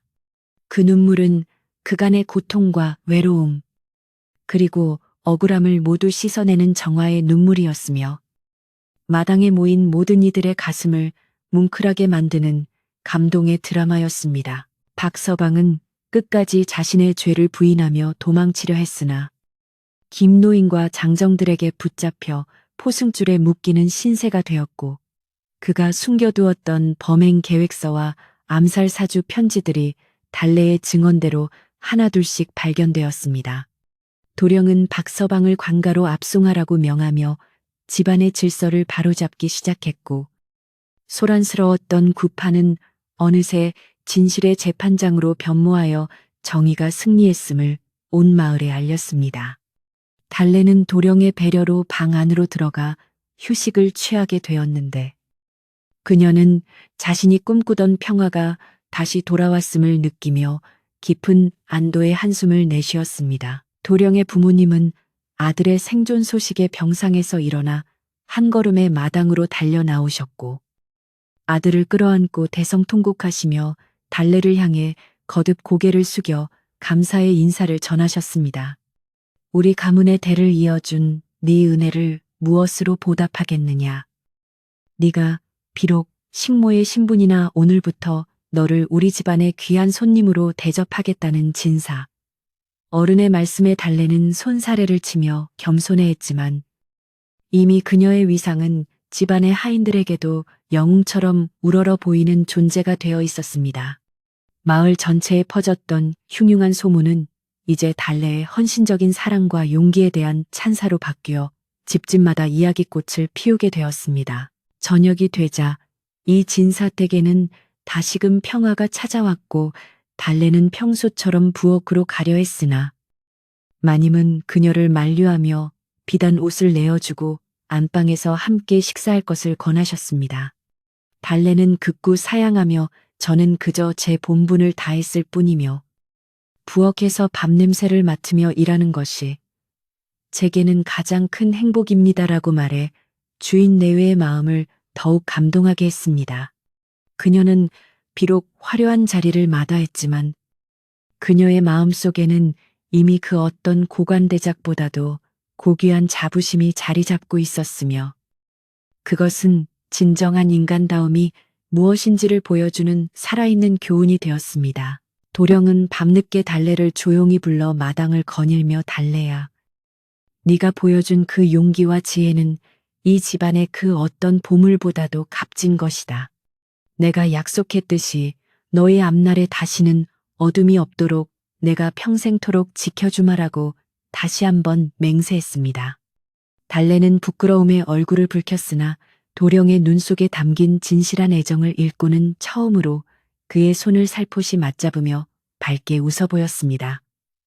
두 사람의 그림자가 보름달 아래 길게 늘어지며 서로를 의지하는 모습은 마치 한 폭의 그림처럼 아름다웠고 산들바람은 그들의 새로운 시작을 축복하듯 부드럽게 불어왔습니다. 마을의 분위기도 점차 가라앉아 사람들은 각자의 집으로 돌아가 달래의 이야기를 아이들에게 들려주며 밤을 보냈고 박서방을 따르던 무리들은 마을을 떠나거나 무릎을 꿇고 용서를 구하며 평화를 되찾았습니다.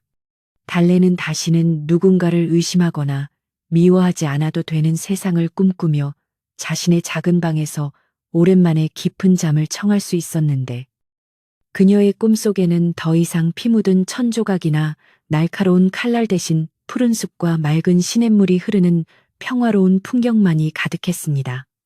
그렇게 고난의 시간은 지나가고 희망의 싹이 트는 따뜻한 밤이 깊어갔습니다. 다음 날 아침 달래는 여느 때와 다름없이 일찍 일어나 마당을 쓸고 가마솥에 불을 지폈는데 그녀를 보는 하인들의 눈빛에는 이전의 무시나 경멸 대신 깊은 존경과 신뢰가 가득 담겨 있었습니다. 그녀는 자신이 구한 생명이 단순히 한 명의 도령이 아니라 무너져가던 한 가문의 정의와 질서였음을 깨달으며 더욱 정성껏 아침 식사를 준비했습니다. 도령 또한 달래가 끓여온 미음을 마시며 기력을 회복해 나갔고 두 사람은 이제 주인과 식모의 관계를 넘어 서로의 영혼을 구원한 동반자로서 새로운 삶의 길을 함께 걸어갈 준비를 마쳤던 것입니다. 김노인은 그런 달래에게 다가와 이제는 네가 이 집안의 안주인이 될 자격이 충분하다. 너의 그 고운 마음씨가 결국 세상을 바꾼 것이니 자부심을 가져라며 따뜻한 덕담을 건넸고 달래는 수줍게 웃으며 그저 모든 것이 하늘의 도우심입니다 라고 대답했습니다. 그녀는 이제 더 이상 도망치거나 숨지 않아도 되었으며 자신의 이름 달래가 가진 의미처럼 고난을 달래고 평화를 부르는 여인으로서 마을의 전설이 되어가기 시작했습니다. 햇살은 유난히 따스하게 이 진사댁 기와 지붕을 내리쬐었고 그 아래에서 달래는 가장 행복한 식모로서의 하루를 다시 시작했습니다. 달래는 문득 사냥터에서 도령을 발견했던 그날을 떠올리며 만약 자신이 그곳을 지나지 않았거나 겁에 질려 도망쳤다면 어땠을까 하는 생각에 몸서리를 쳤습니다. 하지만 운명은 그녀를 그곳으로 인도했고 그녀는 그 부름의 용기로 응답했기에 오늘의 평화가 있음을 알게 되었습니다. 그녀는 부엌 한 구석에 있는 작은 화단에 들꽃을 심으며 이 꽃들이 자라나듯 자신의 삶도 조금씩 더 아름답게 피어나길 기도했습니다. 그리고 저 멀리 사랑채에서 들려오는 도령의 책 읽는 소리에 귀를 기울이며 그녀는 자신이 지켜낸 이 소중한 일상이 영원히 계속되기를 간절히 바랐습니다. 이야기의 고조된 분위기는 이제 서서히 잦아들고 진실이 승리한 자리에 평화로운 일상의 향기가 머물기 시작했습니다. 달래와 도령은 이제 다가올 미래를 함께 계획하며 신분의 차이라는 거대한 장애물을 어떻게 슬기롭게 넘어야 할지 고민하기 시작했습니다. 하지만 이미 생사의 고락을 함께한 그들에게 세상의 시선이나 형식적인 제약은 더 이상 큰 문제가 되지 않았고 오직 서로를 향한 굳건한 믿음만이 그들의 길을 밝혀주는 유일한 등불이었습니다. 그렇게 달래의 기적 같은 이야기는 마을 사람들의 가슴 속에 영원히 지워지지 않을 감동의 흔적을 남기며 보름달처럼 환하게 빛나고 있었습니다. 이 진사댁 마당에 모인 사람들은 마치 시간이 멈춘 듯 정적 속에서 이 도령의 모습을 바라보았습니다. 방금 전까지 무당의 방울소리와 박서방의 고함으로 가득했던 공간은 이제 도령의 위엄서린 존재감 앞에 납작 엎드린 형국이 되었지요. 도령은 창백하지만 눈빛만은 형형하게 빛내며 박서방을 정면으로 응시했고 그가 한 걸음씩 다가갈 때마다 사람들은 모세혈관이 터질 듯한 긴장감 속에 길을 내주었습니다. 도령의 목소리는 낮고 굵게 마당 구석구석을 울렸는데 숙부님, 제가 죽어 돌아온 귀신이라도 되는 양 어찌 그리 사시나무 떨듯 하십니까? 라는 물음에는 뼛속까지 시리는 차가운 분노가 서려 있었습니다. 박서방은 바닥에 주저앉아 헛웃음을 지으며 이럴 리가 없다. 너는 분명히 산속에서 숨이 끊어졌어야 했다라며 자신도 모르게 범행을 자백하는 말을 내뱉고 말았습니다. 그 소리를 들은 마을 사람들은 경악하며 서로의 얼굴을 쳐다보았고 박서방은 아차 싶은 표정으로 입을 막았으나 이미 엎질러진 물과 같았지요. 도령은 품 안에서 달래가 목숨 걸고 찾아냈던 박서방의 비밀 서신들을 꺼내 공중에 뿌리며 그가 어떻게 사냥꾼을 매수하고 가문의 재산을 가로채려 했는지 조목조목 밝혀냈습니다. 마당에 흩날리는 종이들은 박서방의 검은 욕망이 낱낱이 파헤쳐지는 진실의 조각들이 되어 마을 사람들의 발치에 떨어졌으며 그 누구도 이제는 박서방의 편을 들지 않았습니다. 도령의 추상 같은 호령이 떨어지자마자 그간 박서방의 위세에 눌려 숨죽이고 있던 장정들이 일제히 들고 일어나 박서방과 그의 수하들을 포박하기 시작했습니다. 박서방은 끝까지 발악하며 이것은 모두 저 식모년의 음모다. 전연이 나를 함정에 빠뜨린 것이다 라고 소리쳤지만 이미 돌아선 민심은 차갑기만 했습니다. 김노인은 박서방의 입에 헝겊을 물려 더 이상 추한 말이 나오지 않게 막았고 진사 어른의 명령에 따라 그들을 관가로 압송할 준비를 마쳤습니다. 한때 이 집안의 주인 노릇을 하며 기세등등하던 악인의 말로는 참담하기 그지없었으며 그가 끌려나가는 길목에는 마을 사람들의 분노 섞인 비난만이 가득 쏟아졌습니다. 소란이 어느 정도 잦아들자 이 도령은 비로소 구석에서 눈물을 닦고 있던 달래에게 다가가 그녀의 거친 손을 두 손으로 소중히 감싸 쥐었습니다. 달래야, 네가 없었더라면 진실은 영원히 어둠 속에 묻혔을 것이고 내 목숨 또한 보존치 못했을 것이다라며 도령이 고개를 숙여 감사를 표하자 마당의 모든 이들이 숙연해졌습니다. 사람들은 자신들이 달래를 요물이라 부르며 돌을 던지려 했던 행동이 얼마나 어리석고 잔인했는지를 깨닫고 깊은 부끄러움을 느꼈습니다. 달래는 도령의 따뜻한 손길에 그간의 서러움이 눈 녹듯 사라지는 것을 느꼈고 비로소 자신이 지켜낸 이 가문과 도령의 평화가 실감나기 시작하여 벅찬 감동의 눈물을 흘렸습니다. 이 진사 어른은 병색이 완연한 몸을 이끌고 사랑채 대청마루에 나와 달래를 가까이 불러 세운 뒤 온 집안 하인들과 마을 사람들 앞에서 엄숙하게 선포했습니다. 오늘부로 달래는 이 집안의 식모가 아니라 내 아들의 생명을 구하고 가문의 명예를 지킨 귀한 은인으로 대접받을 것이다. 라는 말씀의 마당은 환호성으로 가득 찼습니다. 진사 어른은 달래의 신분을 당장 평민으로 복권하고 그녀를 위한 별도의 거처를 마련해주며 그간의 노고에 보답하기 위해 아낌없는 지원을 약속하셨습니다.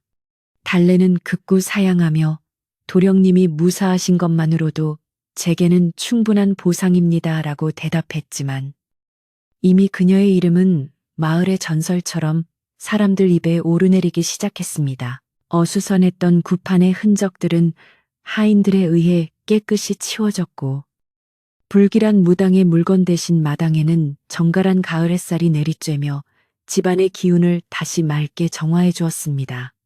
달래는 이제 무거운 물동이를 나르는 대신 고운 비단옷을 입고 안채 마님 곁에서 차를 마시며 담소를 나누는 신분이 되었지만 여전히 겸손함을 잃지 않고 작은 일에도 정성을 다했습니다. 그녀는 부엌을 지날 때마다 예전 동료들에게 따뜻한 눈인사를 건넸고 하인들은 그런 달래를 진심으로 존경하며 달래 아가씨라 부르며 예우를 갖추기 시작했습니다. 이 진사댁의 공기는 이전과는 비교할 수 없을 만큼 평화롭고 따뜻해졌으며 사람들의 얼굴에는 다시금 웃음꽃이 피어나기 시작했습니다. 박서방이 압송된 지 며칠 후 관가에서는 그의 죄상을 낱낱이 밝혀 유배형을 내렸고 그가 가로챘던 재산들은 모두 이 진사댁으로 무사히 돌아오게 되었습니다. 도령은 건강을 회복하기 위해 달래가 직접 다려주는 약을 먹으며 서재에서 글 공부에 다시 매진했고 집안은 예전의 위엄을 되찾아 활기를 띠기 시작했습니다. 마을 사람들은 이제 이 진사댁 앞을 지날 때면 달래의 공적을 이야기하며 사람은 역시 마음을 곱게 써야 복을 받는다며 입을 모아 칭찬했습니다. 달래는 자신의 변화된 처지가 여전히 꿈만 같았지만 도령의 맑은 웃음소리를 들을 때마다 자신이 한 일이 결코 헛되지 않았음을 확인하며 깊은 보람을 느꼈습니다. 어느 평화로운 오후, 달래는 도령과 함께 뒷산 산책길에 올랐는데 그곳은 바로 도령을 구했던 오두막으로 가는 길목이기도 했습니다.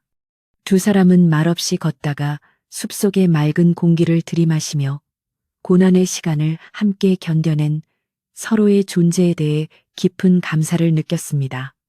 도령은 길가에 핀 작은 들꽃을 꺾어 달래의 머리에 꽂아주며 네가 숲속에서 나를 업고 이 길을 내려왔을 때의 무게를 나는 평생 잊지 않으마라고 나지막이 약속했습니다. 달래는 수줍게 웃으며 그때는 도령님이 너무 가벼워 마음이 아팠습니다. 이제는 부디 건강하시기만 하면 됩니다라고 대답하며 서로를 향한 굳건한 신뢰를 다시 한번 확인했습니다. 집안에서는 이제 달래와 도령의 혼사 이야기가 조심스럽게 오가기 시작했는데 신분의 차이가 있었음에도 불구하고 진사 어른과 마님은 달래의 인품을 이미 높이 평가하고 있었기에 큰 반대가 없었습니다. 마님은 달래를 안방으로 불러 손을 꼭 잡으며 네가 우리 집안의 며느리가 되어준다면 더할 나위 없는 축복이겠다라고 말씀하셨고 달래는 과분한 말씀에 몸둘 바를 몰라 했습니다. 마을 안악들도 이제는 달래를 시기하는 대신 그녀의 행운을 진심으로 축복해 주었고 이 진사댁 대문에는 연일 축하하는 손님들의 발길이 이어졌습니다. 어두웠던 그림자가 거친 자리에는 눈부신 희망의 빛이 가득 차올랐으며 달래의 삶은 그렇게 새로운 장을 맞이하고 있었습니다. 마을에는 다시금 평온한 일상이 찾아왔고 아이들은 달래의 이야기를 노래로 만들어 부르며 골목을 누비고 다녔습니다. 부엌대기 달래가 도령님을 구했네. 마음씨 고운 달래가 정경부인 되겠네라는 아이들의 노래는 집안 곳곳에 울려 퍼졌고 그 소리를 들을 때마다 하인들은 미소 지으며 일의 즐거움을 찾았습니다. 김노인은 마당 평상에 앉아 담배를 태우며 세상 일은 알다가도 모르는 법이지. 하지만 착한 사람은 결국 복을 받는다는 건 변치 않는 진리야라며 흐뭇한 표정으로 집안 풍경을 바라보았습니다. 달래는 자신의 방창가에 앉아 저녁 노을을 바라보며 이제 더 이상 숨어 지내지 않아도 되는 자유와 평화가 얼마나 소중한지를 매 순간 느끼고 있었습니다. 도령은 이제 상처가 완전히 아물어 예전보다 더 건강한 모습으로 마을 사람들을 돕기 시작했고 달래 또한 그를 도와 어려운 이웃들에게 곡식을 나누어 주는 등 인정을 베풀었습니다. 집안의 곳간은 넉넉해졌고 마음의 곳간은 더욱 풍성해져 이 진사댁은 명실상부한 마을의 중심이자 기둥으로 다시 우뚝 서게 되었습니다. 달래는 부엌에서 일하던 시절의 고단함을 잊지 않으려 노력했고 매일 아침 장독대에 정화수를 떠놓고 이 평화가 오래도록 지속되기를 비는 마음을 잊지 않았습니다. 그녀의 손은 비록 거칠었으나 이제 그 손은 사람들을 치유하고 보살피는 가장 아름다운 손으로 칭송받게 되었으며 그것은 그녀가 얻은 최고의 명예였습니다. 저녁이 되면 온 집안 식구들이 모여 앉아 달래가 정성껏 준비한 음식을 나누어 먹으며 즐거운 시간을 보냈는데 그 자리에는 이제 주인과 하인의 엄격한 경계 대신 한 가족 같은 따뜻함이 감돌았습니다. 도령은 가끔 달래에게 글을 가르쳐주며 그녀의 영특함에 감탄하곤 했고 달래는 처음 배우는 글자들이 세상을 보는 눈을 넓혀주는 것을 신기해하며 배움의 즐거움에 푹 빠졌습니다. 진사 어른은 그런 두 사람을 흐뭇하게 바라보며 그른 마음을 담는 그릇이니 달래 너의 고운 마음을 글에 담아 세상에 전하거라라고 격려하셨습니다. 달래의 삶은 이제 부엌이라는 좁은 공간을 벗어나 드넓은 학문과 지혜의 바다로 나아가는 찬란한 여행이 시작되고 있었습니다. 달래는 가끔 혼자 조용히 예전의 오두막을 찾아가 그곳을 깨끗이 정돈하곤 했는데 그곳은 자신의 용기가 시험받았던 곳이자 도령과의 특별한 인연이 시작된 성지와도 같은 장소였기 때문입니다. 그녀는 오두막 근처에 약초 씨앗을 뿌려 나중에 누구라도 다친 사람이 있다면 도움을 받을 수 있도록 가꾸었고 그곳을 지나는 약초꾼들에게도 친절한 안식처가 되어주었습니다. 달래의 선행은 소리 없이 번져나가 마을 전체에 따뜻한 온기를 전해주었으며 박서방이 남기고 간 상처와 불씨는 달래의 헌신적인 사랑 덕분에 서서히 치유되어 갔습니다. 숲의 나무들도 바람에 일렁이며 달래의 고귀한 마음씨를 칭송하는 듯 신비로운 소리를 내곤 했습니다. 박서방이 사라진 자리에는 정의로운 법도와 따뜻한 인정이 가득 찼고 이 진사댁은 그 어느 때보다 단단하고 화목한 가문으로 거듭났습니다. 달래는 매일 밤 달을 보며 자신이 구한 것이 단순히 한 생명이 아니라 이 마을 전체의 평화였음을 깨닫고 무한한 감사를 올렸습니다. 그녀는 도령에게 도령님, 우리가 겪은 시련이 결국 우리를 더 강하게 만들었습니다. 라고 말했고 도령은 그렇다. 네가 보여준 그 등불 같은 마음이 나를 죽음의 어둠에서 끌어올린 것이다라고 화답하며 서로의 깊은 연대감을 확인했습니다. 이야기는 이제 절정을 지나 고요한 안정기로 접어들며 두 사람의 앞날에 펼쳐질 찬란한 영광을 예고하고 있었습니다. 달래가 입은 비단 옷의 서걱거리는 소리는 이제 그녀에게 낯선 것이 아니었지만 그녀는 여전히 소매를 걷어붙이고 마당에 잡초를 뽑거나 꽃을 가꾸는 일을 즐거워했습니다. 하인들이 말려도 그녀는 몸을 움직여 일하는 것이 내 마음을 가장 평온하게 합니다라며 웃어 보였고 그런 그녀의 소탈한 모습에 모두가 다시 한번 반했습니다.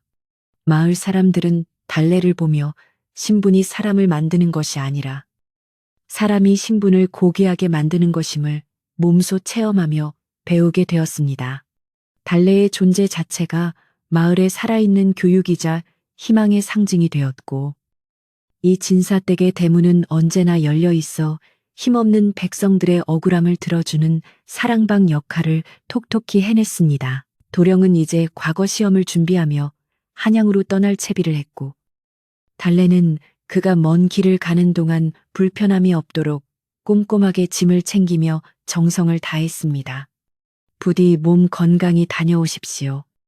저는 여기서 도령님의 자리를 굳건히 지키고 있겠습니다. 라는 달래의 배웅에 도령은 든든한 마음으로 발걸음을 옮길 수 있었습니다.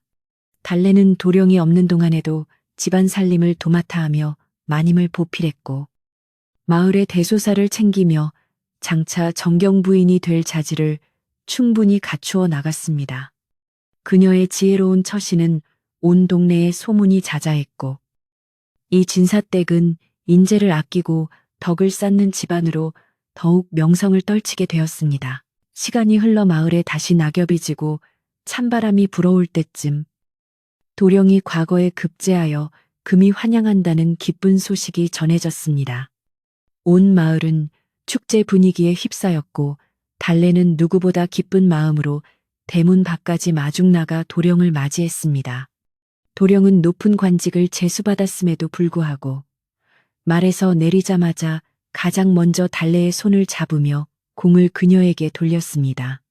이 모든 영광은 나를 살린 달래 덕분이다라는 도령의 선언에 마을 사람들은 아낌없는 박수를 보냈고 진사 어른의 집 앞마당에서는 사흘 밤낮으로 성대한 잔치가 열려온 마을 사람들이 배불리 먹고 즐기며 행복한 시간을 보냈습니다. 잔치의 열기가 식어갈 무렵 마당 한쪽에서는 달래와 도령의 정식 혼례 날짜가 발표되었고 이는 마을 역사상 가장 아름답고 감동적인 경사가 되었습니다. 신분을 초월한 두 사람의 사랑은 모든 이들의 축복 속에 결실을 보게 되었으며 달래는 이제 정식으로 가문의 안주인으로서 첫 발을 내딛게 되었습니다. 그녀는 혼례복을 입고 거울에 비친 자신의 모습을 보며 산골의 어린 식모였던 소녀가 어떻게 이 자리에 서게 되었는지를 되짚어보며 깊은 감회에 젖었습니다. 고난과 역경 속에서도 잃지 않았던 그녀의 순수한 진심이 결국 가장 화려하고 고귀한 꽃으로 피어난 순간이었습니다. 혼례식 당일 마을은 꽃가루와 웃음소리로 가득 찼고 달래는 세상에서 가장 아름다운 신부가 되어 가마에 올랐습니다. 도령은 위풍당당한 모습으로 말을 타고 앞장섰으며 마을 사람들은 길가에 나와 두 사람의 앞날에 축복을 빌어주었습니다. 김노인은 눈시울을 붉히며 참으로 장하고 장하다. 우리 달래가 이제는 정경 부인이 되는구나라며 기쁨을 감추지 못했습니다.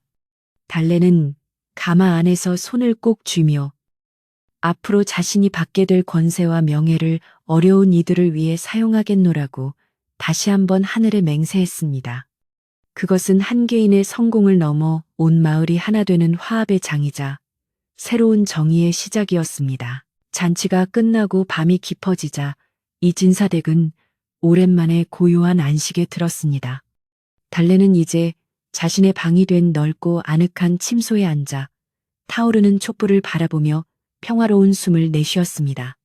그녀의 곁에는 이제 든든한 남편이 된 도령이 있었고, 두 사람은 마주 앉아 앞으로 일구어갈 행복한 가정과 평화로운 마을에 대해 조용히 이야기를 나누었습니다. 창밖으로는 밝은 보름달이 떠올라온 세상을 은은하게 비추고 있었고, 숲속의 짐승들도 오늘 밤만큼은 조용히 잠든 듯 고요하기만 했습니다. 달래는 비로소 자신이 원하던 진정한 평화를 찾았음을 느끼며 무거운 눈꺼풀을 내리고 깊고 달콤한 잠 속으로 빠져들었습니다. 이 도령과 달래의 이야기는 이제 갈등의 매듭을 풀고 가장 따뜻하고 안정된 결말로 향하고 있었습니다. 악인은 벌을 받고 선인은 보상을 받는다는 평범하지만 가장 강력한 진리가 실현된 현장에서 사람들은 다시금 희망을 보았습니다. 달래는 이제 부엌대기 식모라는 꼬리표 대신 지혜롭고 자비로운 정경 부인으로서의 삶을 준비하며 가슴속에 품었던 따뜻한 사랑을 세상에 나눌 준비를 마쳤습니다. 그녀의 이야기는 세월이 흘러도 변치 않는 감동으로 남아 잠 못 이루는 이들에게 위로가 되고 꿈을 꾸는 이들에게는 용기가 되어 오래도록 전해질 것입니다.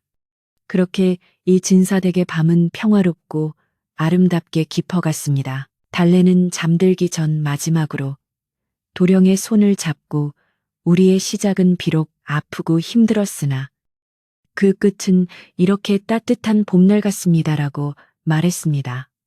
도령은 그녀의 이마에 입을 맞추며 너의 그 따뜻한 마음이 영원히 우리 가문을 밝히는 등불이 될 것이다라고 대답했습니다. 방 안의 촛불은 서서히 잦아들고 두 사람의 고른 숨소리만이 정적 속에 울려 퍼지며 세상에서 가장 평온한 밤을 만들어내고 있었습니다.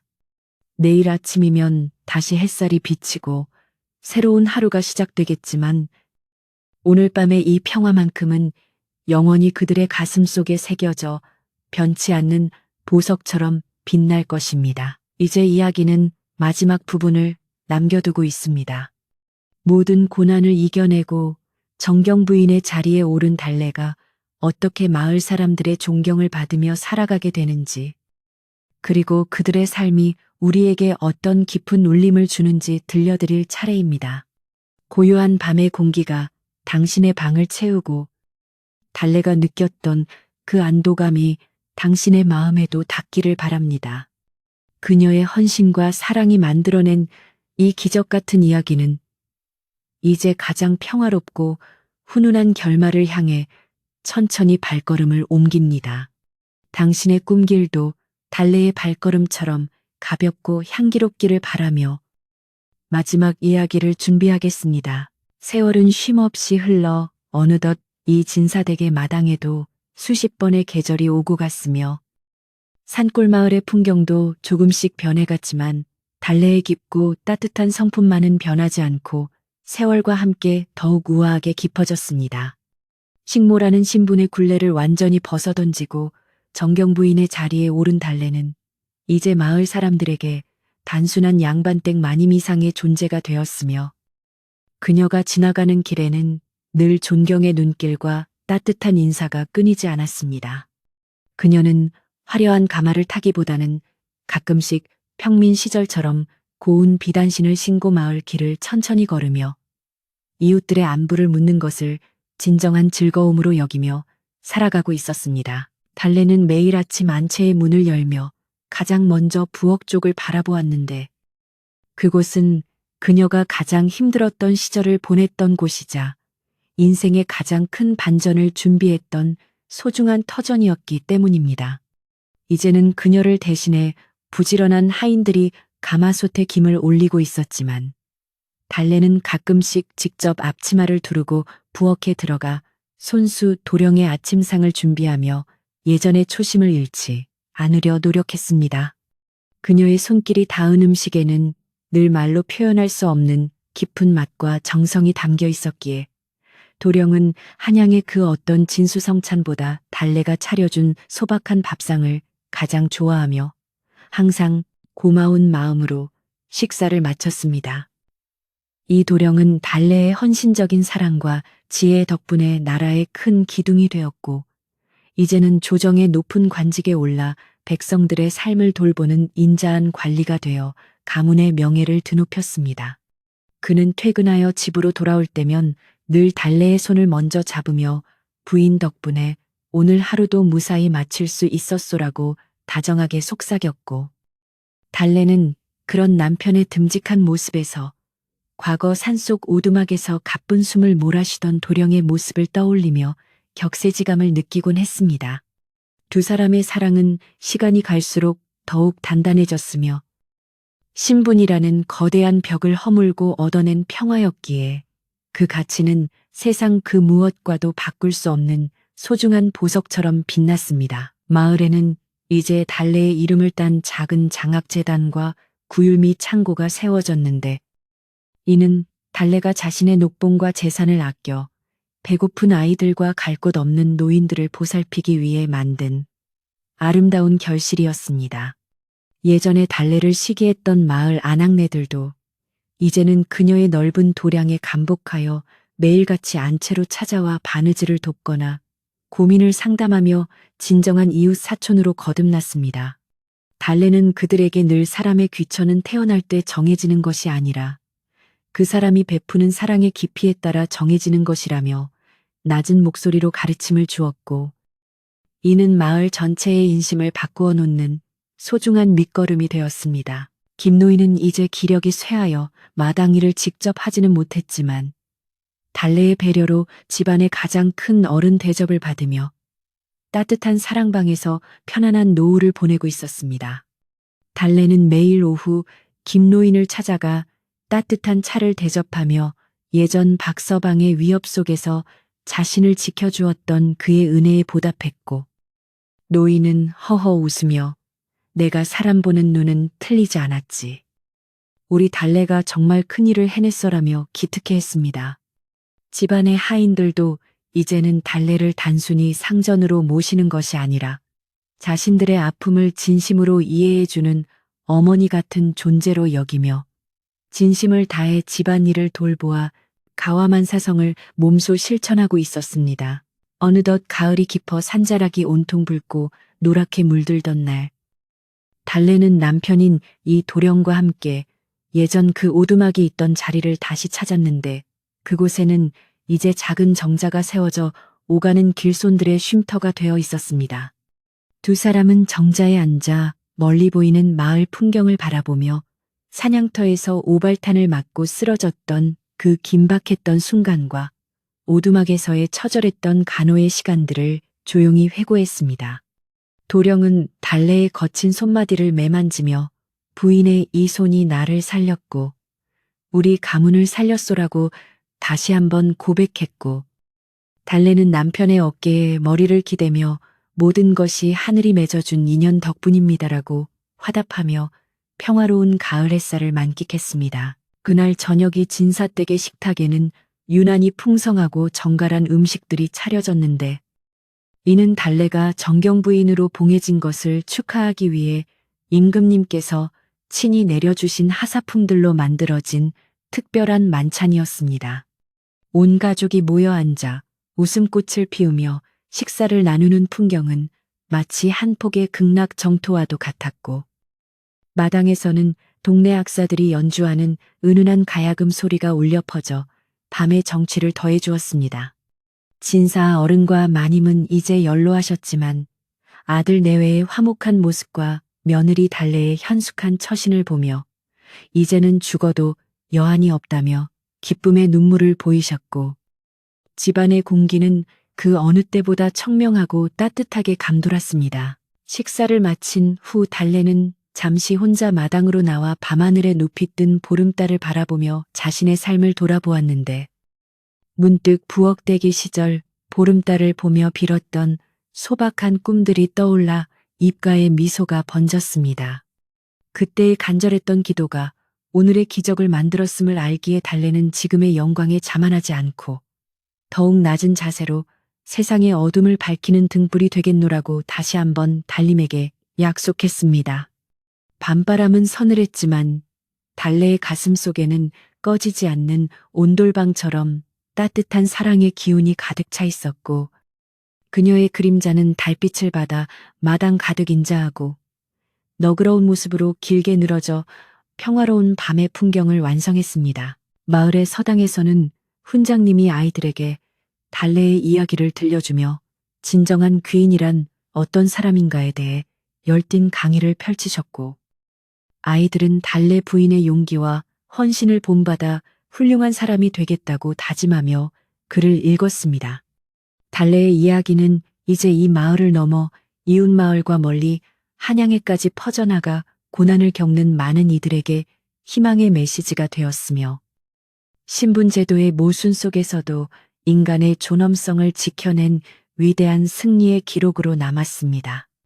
세월이 더 흘러도 이 이야기는 잊히지 않고 대대손손 전해지며 차가운 세상을 녹이는 훈훈한 미담이 되어 우리들의 가슴 속에 영원히 살아 숨쉬게 될 것입니다. 도령은 잠들기 전 달래에게 책을 한 권 읽어주었는데, 그 책은 달래가 글을 배우기 시작하며 가장 좋아했던 고전의 구절들이 담긴 것으로, 두 사람은 나란히 앉아 지혜의 말씀을 나누며 하루를 정리했습니다.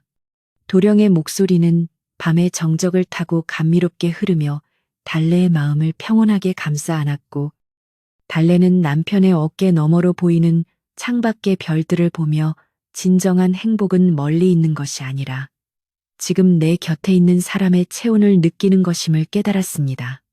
방 안의 촛불은 흔들림 없이 타오르며 두 사람의 사랑을 축복하고 있었고, 산골 마을의 밤은 그렇게 가장 아름다운 서사시의 마지막 장을 넘기며 깊은 수면의 세계로 인도하고 있었습니다. 달래는 이제 정경 부인이라는 칭호가 주는 무게감에 익숙해졌지만 여전히 부엌의 밥 냄새와 갓 지은 쌀밥의 고소함을 사랑하는 소박한 여인이었습니다. 그녀는 가끔 잠을 청하기 전 자신의 손바닥을 가만히 들여다보며 예전 가마솥 뚜껑을 열 때에 그 뜨거운 열기와 도령의 상처를 닦아내던 그 간절한 떨림을 기억해내곤 했습니다. 그 기억들은 그녀가 어떤 상황에서도 흔들리지 않게 잡아주는 든든한 뿌리가 되었고, 그녀는 그 뿌리 위에서 자애로운 어머니이자 현명한 아내, 그리고 존경받는 마을의 지도자로서 자신의 삶을 훌륭하게 가꾸어 나갔습니다. 그녀의 삶은 고통이라는 거친 돌밭을 일구어낸 찬란한 꽃밭과도 같았습니다.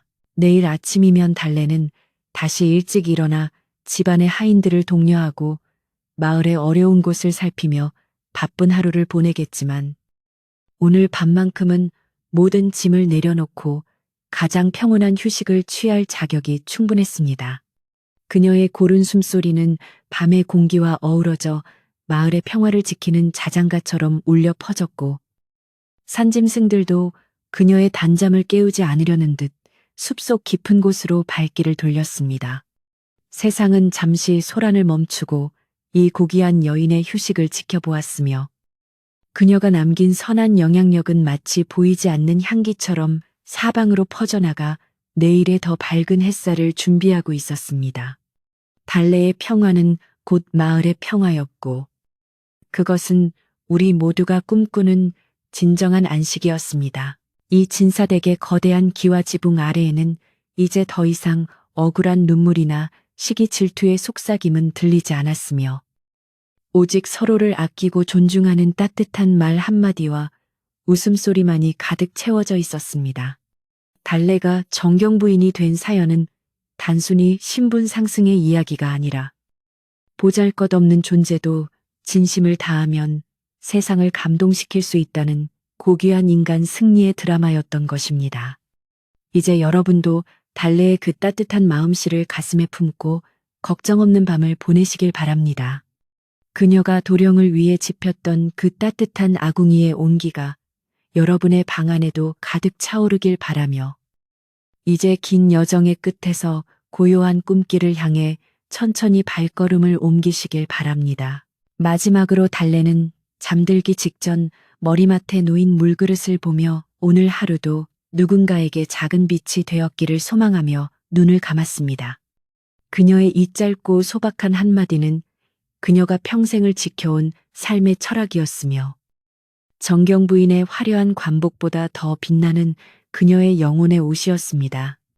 마을 사람들은 내일도 달래의 인자한 미소를 보며 힘을 얻을 것이고 도령은 그녀의 지혜로운 조언을 들으며 나라의 대소사를 현명하게 결정해 나갈 것입니다. 그렇게 이 이야기는 멈추지 않는 샘물처럼 영원히 흐르며 우리들의 메마른 가슴을 적셔주는 따뜻한 위로가 될 것입니다. 이제 편안히 눈을 감으시고 달래가 전하는 평화의 메시지를 따라 깊은 잠의 세계로 빠져드십시오. 세월이 흘러도 변하지 않는 것은 진실한 마음이며 그 마음이 닿는 곳마다 기적이 일어난다는 사실을 우리는 달래를 통해 배웠습니다. 부엌대기 식모에서 정경 부인이 된 그녀의 사연은 단순히 운이 좋아서가 아니라 가장 낮은 곳에서도 가장 높은 곳을 향해 사랑을 실천했기에 가능한 일이었습니다. 이제 밤은 깊어 별들조차 졸음을 참지 못하고 하나둘 빛을 줄여가고 있습니다. 여러분의 마음에도 달래의 따뜻한 손길이 닿아 모든 근심과 걱정이 사라지고 오직 평온함만이 가득하기를 간절히 기원합니다. 그녀가 구한 도령처럼 여러분의 지친 영혼도 오늘 밤 이 이야기를 통해 새로운 생기를 얻어 내일 아침 더욱 활기차게 깨어나시길 바랍니다. 보름달이 서산으로 기울고 새벽을 알리는 바람이 대나무 숲을 가볍게 흔드는 시간이 되었습니다. 달래의 긴 이야기는 여기서 잦아들지만 그녀가 보여준 그 찬란한 삶의 무늬는 여러분의 꿈속에서 더욱 아름답게 피어날 것입니다. 착한 일을 하면 복을 받는다는 옛 이야기의 평범한 교훈이 달래의 삶을 통해 우리에게 다시금 큰 울림으로 다가오는 밤입니다. 이제 무거운 생각들은 모두 내려놓으시고 달래가 도령을 위해 준비했던 포근한 요위에서 잠든 것처럼 세상에서 가장 편안한 자세로 깊은 안식을 취하시길 바랍니다. 이 따뜻한 이야기가 여러분의 밤을 지켜주는 든든한 파수꾼이 되어줄 것이며 내일은 더 좋은 일이 생길 것이라는 확신을 줄 것입니다.